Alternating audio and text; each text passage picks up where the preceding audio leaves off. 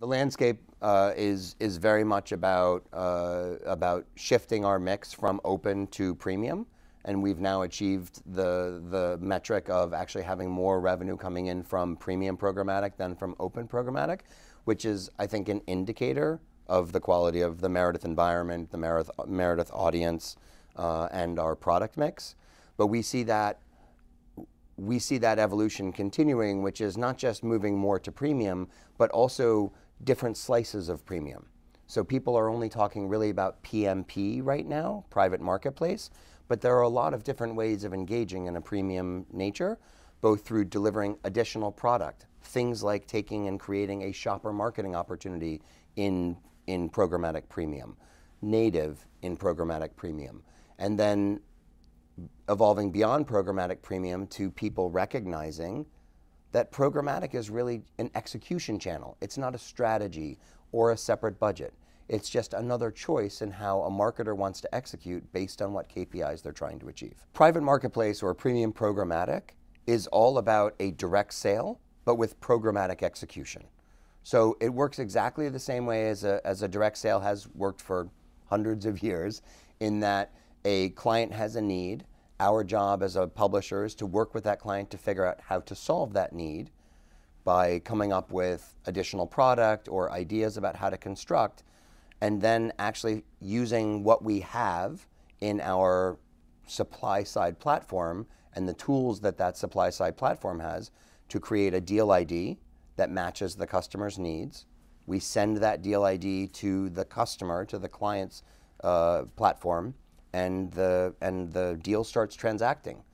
During the course of the deal, it's important to watch the dials and make sure that the campaign is delivering what the client needs. And I think that is one of the things that is forgotten in programmatic to date, that it's not fire and forget. Demand side platforms started as open marketplace buying, and what they've evolved to, I think, is a little bit more of operational platforms.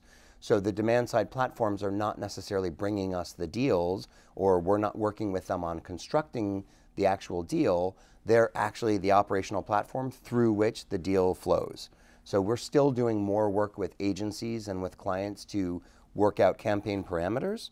And then the DSP, the demand side platform, is strictly the operational channel through which that deal flows.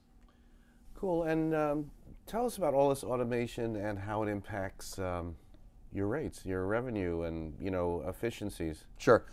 The origins of RTB, when Open RTB started, RTB itself was a mechanism to transact, and publishers put their inventory in, I would say, too quickly and didn't manage that inventory, and so we started off in a low rate environment. And unfortunately, that stigma or that expectation has stuck.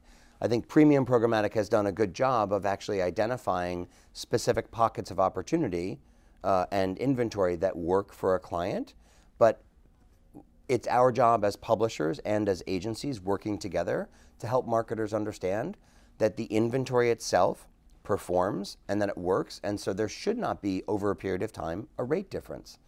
In fact, if you think about programmatic and the choice it provides marketers, we foresee a time when programmatic premium buying should actually be more expensive than standard direct buying for run of network or run of site media. The combating of fraud has two core partners in it. Three really, but two core partners to make sure there's no fraud. First, the publisher, to make sure their inventory is clean. And second, the exchange through which inventory flows, to make sure that the URL of the buyer, right, or the URL of the seller matches the actual inventory being presented. I think Meredith has done a great job of actually making sure that our inventory is clean. In fact, White Ops has nominated us as one of the cleanest publishers in the industry.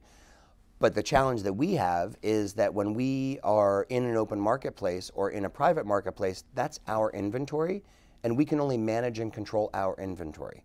When someone else presents themselves as Meredith, even though they're not representing our inventory and they're not accessing our inventory, that's something we can't control, and that falls to the exchange to make sure that they're monitoring whoever is presenting the inventory is who they say they are.